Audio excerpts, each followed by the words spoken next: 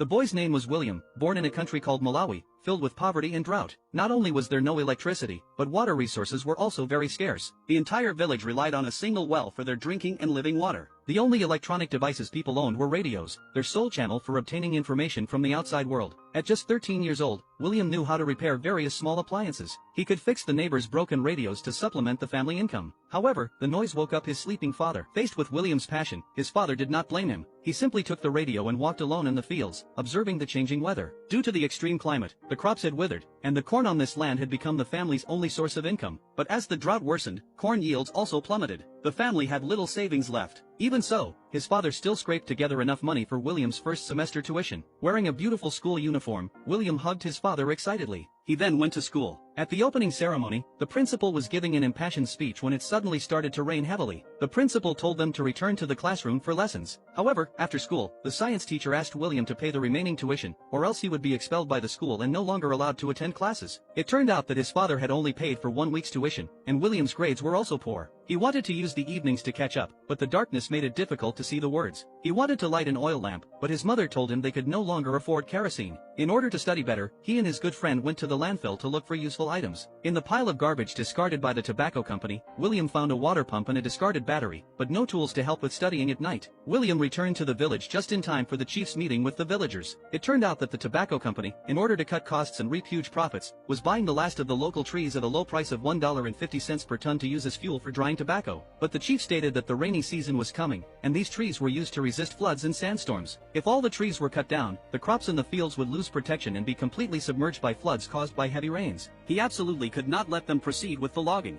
William's father also strongly agreed with the chief's words. However, some villagers who only cared about immediate interests did not consider the long-term future at all. Despite the chief and William's father's dissuasion, they began signing one after another. Watching the trees being cut down before his eyes, although William felt very sad and angry, he was helpless. He could only go to the village gathering place and listen to the ball game with his companions to relieve his uneasiness. However, just as everyone was listening to the most exciting moment, the radio suddenly ran out of power and shut off. Everyone's eyes turned to William, who knew how to repair radios. He quickly ran home under the cover of night, found all the waste batteries in the house, and returned to the gathering place in the drizzling rain. After the game ended, William was surprised to see his sister dating the science teacher on his way home in the heavy rain. In the backward village, this was an embarrassing matter that would not only make them the laughingstock of everyone's conversations but also bring shame to the whole family. William decided to teach the teacher a lesson. The next day, he brought his